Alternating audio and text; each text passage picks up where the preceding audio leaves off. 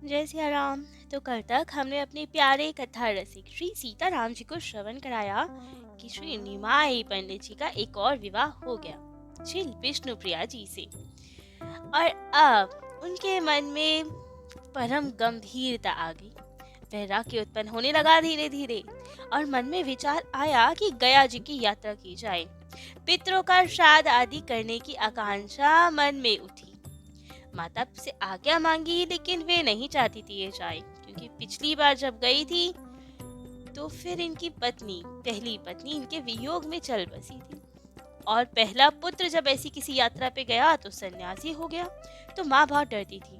माँ ने मना किया, मत जाओ। लेकिन निमाई जी ने कैसे न कैसे अपनी माँ को और पत्नी को समझा ही लिया और जा रहे हैं गया तीर्थ की ओर। लेकिन गया जी का इतना महत्व क्यों है? क्यों वहाँ पे पिंडदान करने से सबकी मुक्ति हो जाती है? क्यों आवश्यक कहा गया है कि एक बार गया जी में पिंडदान तो अवश्य करना चाहिए पितरों का? ऐसा है क्या वहाँ पे आखिरकार? तो सतयुग में धर्म की पुत्री थी धर्मवती, जिनका विवाह ब्रह्मा जी के पुत्र मरीचि से हुआ। अब ऋषि मरीचि खूब धर्म परायण थे और उनकी धर्म पत्नी धर्मवती वे भी बहुत प्रतिव्रता थी और बहुत प्रेम से अपने पति की सेवा आदि किया करती थी। एक दिन पति सेवा में थी और मरीचि जी शयन कर रहे थे। तभी मरीचि जी के पिता, इनके ससुर अर्थात ब्रह्मा जी वहां पे पधारे। अब ससुर जी को देख के ये खड़ी हुई प्रणाम करने के लिए उनकी ओर गई। लेकिन इन्हीं सब के कारण मरीचि जी की निद्रा में भंग पड़ गया। जग गए वे, जिससे उन्हें बहुत क्रोध आया और धर्मवती जी को श्राप दे दिया कि जाओ तुम शिला हो जाओ। अब ये सब सुनकर क्या किया जाए? श्राप को शिरोधार्य किया और धर्मवती जी तुरंत शिला बन गई। लेकिन शिला के स्वरूप में भी 1000 वर्ष तक ठाकुर जी की तपस्या उनके ध्यान सुमिरन में लीन रही। उनकी तपस्या से स्वयं विष्णु भगवान जी प्रसन्न हुए, वरदान मांगने को कहा। तब तो इन्होंने कहा, हमें और कुछ नहीं चाहिए, केवल आपके चरण कमल चाहिए, उनकी भक्ति चाहिए। तब तो नारायण ने आशीर्वाद दिया कि ठीक है, तुम्हें हमारे चरण कमलों की प्राप्ति अवश्य होगी। तुम्हारी शिला पे ही हम निवास करेंगे, अपने चरण चिन्ह पधराएंगे वहां पे। और इधर त्रिपुरासुर के पुत्र गयासुर, उन्होंने कहीं से तपस्या की भारी महिमा सुनी और अब महिमा सुन के स्वयं तप करने के लिए उद्यत हो गए। लेकिन कोई कामना नहीं मन में, बिल्कुल निष्काम भाव से ठाकुर जी की प्रसन्नता के लिए तपस्या करने लगे। अब इतनी भयंकर भारी तपस्या की उन्होंने, क्योंकि निष्काम भाव था और उसका तो अति फल होता है, सर्वोच्च भाव है निष्कामता। तो अब इनसे तो देवलोक ब्रह्मलोक सब कांपने लगे सब, और इनकी गति हो गई, इनका शरीर बढ़ने लगा, ऊपर की ओर उठने लगा। शरीर का इतना विस्तार हो गया कि देवता आदि घबरा गए। सब बार बार आए कि वरदान ले लो, आप कुछ वरदान ले लो, लेकिन इन्हें कुछ चाहिए ही नहीं। लेकिन शरीर का विस्तार इतना होता गया कि अब देवताओं की प्राण वायु रुकने लगी। सब ब्रह्मा जी के पास गए कि प्रभु हम क्या करें, कैसे रोका जाए इसकी तपस्या को?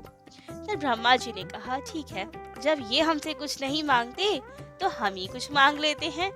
तो आए गयासुर के पास, कहा हमें कुछ चाहिए आपसे।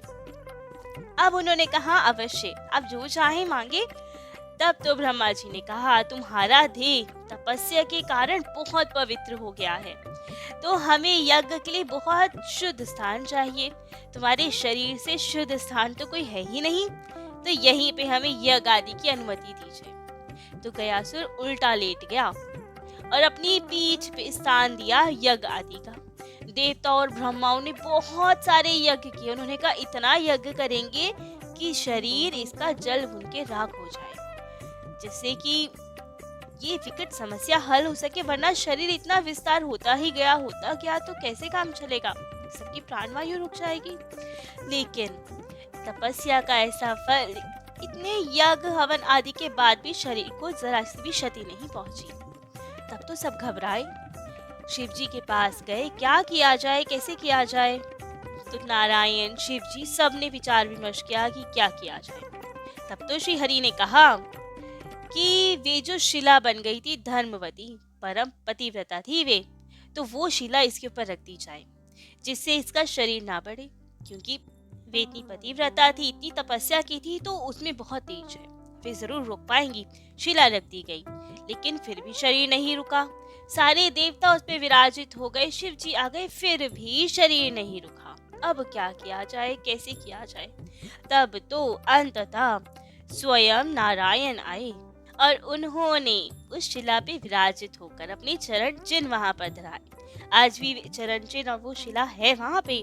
अब वो चरण चिन्ह मिलते ही, जैसे ही उस अपने चरण से शिला को दबाया, तब जाके उसका शरीर शांत हुआ, दमन हुआ उस शरीर का, गयासुर के शरीर का, और कहा कि प्रभु आज तो मैं धन्य हो गया, आपके चरण कमलों की प्राप्ति हो गई मुझे, और क्या चाहिए?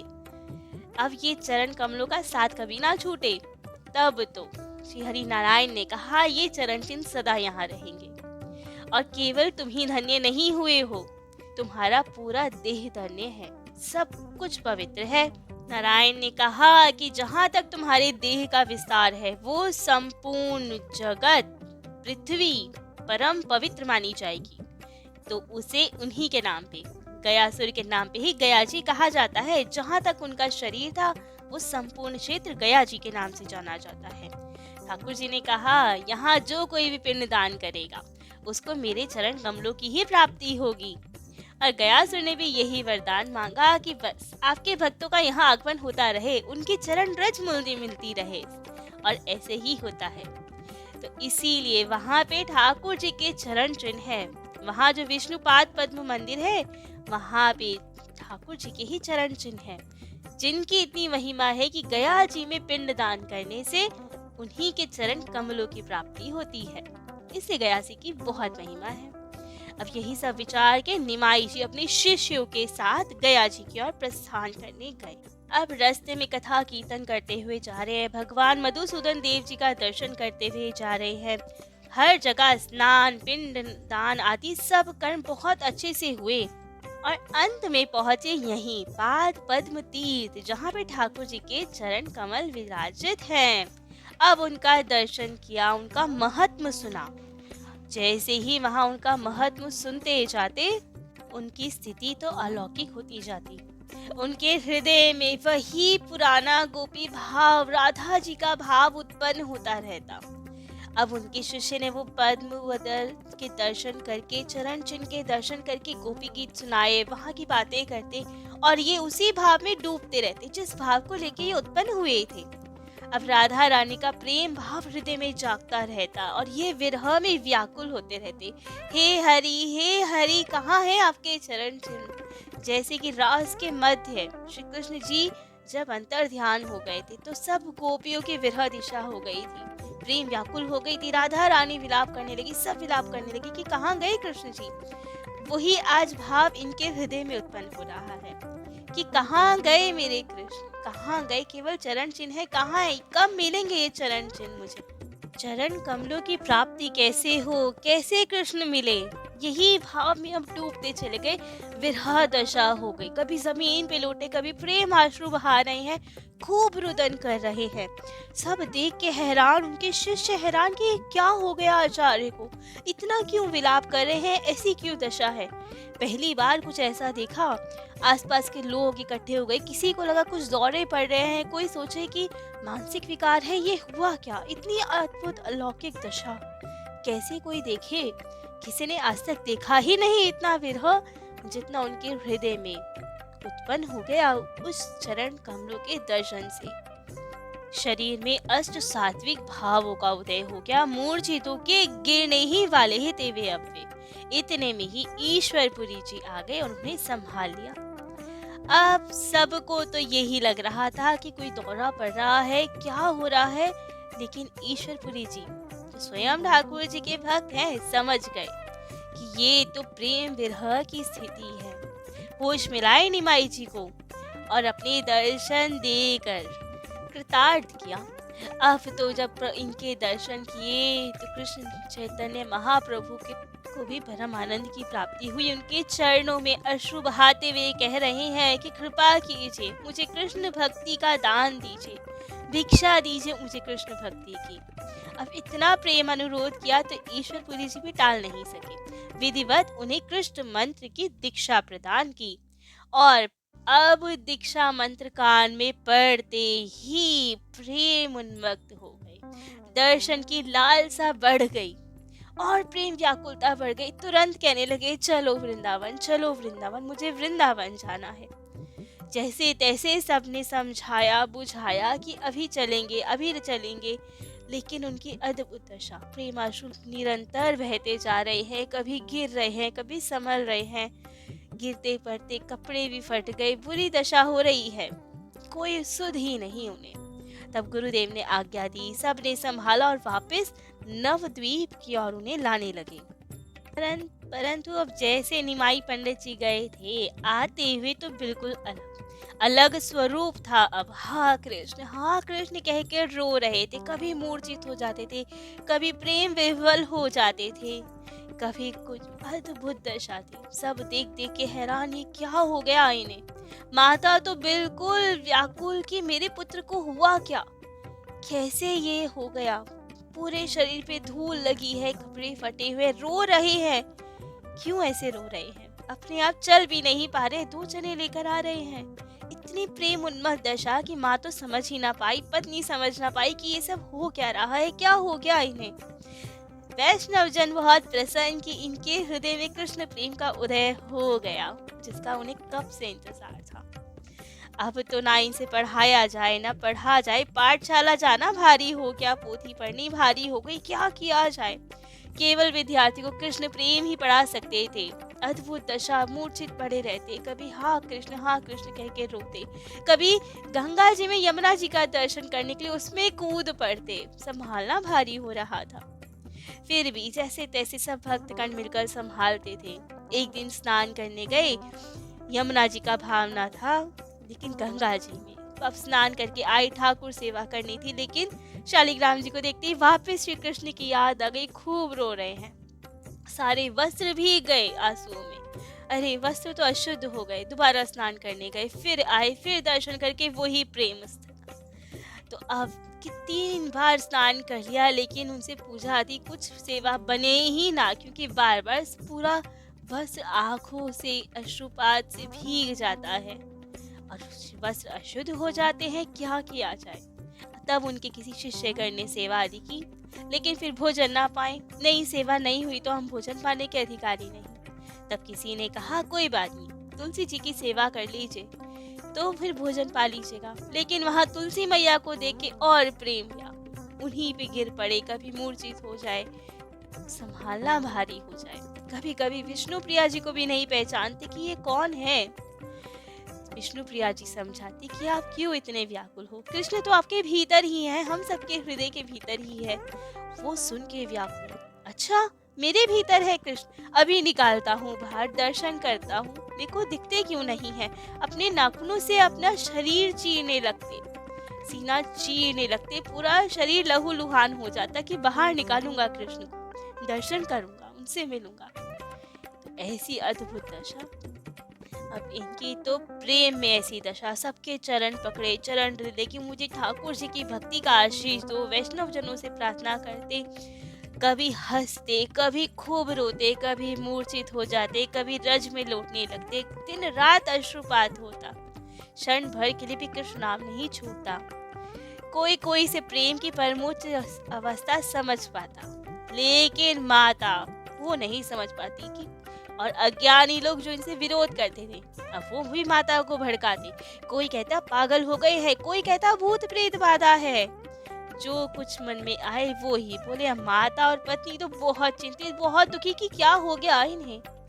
तब तो वैष्णव जनों ने समझाया, कोई रोग नहीं है ये तो भगवत प्रेम है, जिसके लिए शिव सनकादिक भी तरसते हैं, वे भी इच्छा करते हैं। सबको प्राप्त नहीं होती, आपका बेटा अलौकिक है, जिन्हें ऐसा प्रेम उन्मत्त दशा प्राप्त हुई है। लेकिन माँ को चिंता कहीं विश्व रूप की तरह सन्यासी ना हो जाए मेरा ये वाला बेटा भी। अब एक दिन इनको और सुंदर निमाई को पंडित गदाधर जी अपने साथ वैष्णवाचार्य श्री अद्वैताचार्य जी के दर्शन कराने ले गए। दर्शन करते ही महाप्रभु जी को आवेश आ गया। आवेश में बोले, अद्वैत अद्वैताचार्य वही जिनकी प्रार्थना से यहाँ प्रकट हुए हैं इस स्वरूप में। और अब कृष्ण भाव में आवेशित होकर श्री निमाई पंडित जी ने महाप्रभु जी ने कहा, अद्वैत जिनकी तुम इतने दिनों से गंगा जल और तुलसी से आराधना कर रहे हो, देखो मैं आ गया तुम्हारे पास, शीघ्र तुम्हारे सारे मनोरथ पूर्ण करूंगा। और इतना कहते कहते ही वापस मूर्छित हो गए। अद्वैताचार्य ने जब गौर सुंदर की ओर देखा श्री कृष्ण जी की ओर, तो सेम स्वरूप दिखाई दिया। आनंद से उछल पड़े और कहने लगे कि अब देश का भला होगा। इतने जीव जो दुखित हैं यवनों के अत्याचार से, सबका कल्याण होगा। और अब इनकी पूजा अर्चना करने लगे, इनके चरण कमलों की पूजा करने लगे। बाकी सब मना करते कि ये तो आपके शिष्य हैं, बालक हैं, आप इतने वयोवृद्ध इनकी पूजा ना कीजिए। तब तो अद्वैताचार्य जी मुस्कुरा के कहते हैं, थोड़े दिनों में सबको पता चल जाएगा कि ये कौन है। मूर्छा दूर होने पर महाप्रभु जी फिर अपने निमाई वाले भाव में अद्वैताचार्य की स्तुति करते हैं। जब कृष्ण भाव में आते हैं तब उनको हृदय से लगाते हैं, तो अलग अलग भाव चलते हैं इनके। लेकिन जब निमाई वाले भाव में अद्वैताचार्य की पूजा करते हैं तो उन्हें बहुत दुख होता है, क्योंकि इनके तो ईश है ना वे। तो अब वे नवद्वीप छोड़ के ही चले गए कि जब महाप्रभु चाहेंगे मुझे अपनी सेवा में लेना तभी आऊंगा, उनके बुलाने पर ही आऊंगा, वरना नहीं आऊंगा। और नवद्वीप छोड़ के शांतिपुर जाके बस गए। तो अब होता क्या है, क्या कभी निमाई अपने स्वरूप में, कृष्ण जी के स्वरूप में अपने इन प्यारे भक्त अद्वैताचार्य जी को बुलाते हैं, या बेचारे वे शांतिपुर में ही रहते हैं? और अब जो कि ये वैष्णव बन गए हैं, अब इनमें सारे भाव जागृत हो गए हैं, तो नाम का प्रताप, नाम संकीर्तन कैसे बढ़ाते हैं, कैसे अब लोगों का कल्याण करते हैं, ये सब हम अपने प्यारे कथा रसिक श्री सीताराम जी को कल श्रवण कराएंगे। आज के लिए इतना ही। जय जय श्री सीताराम।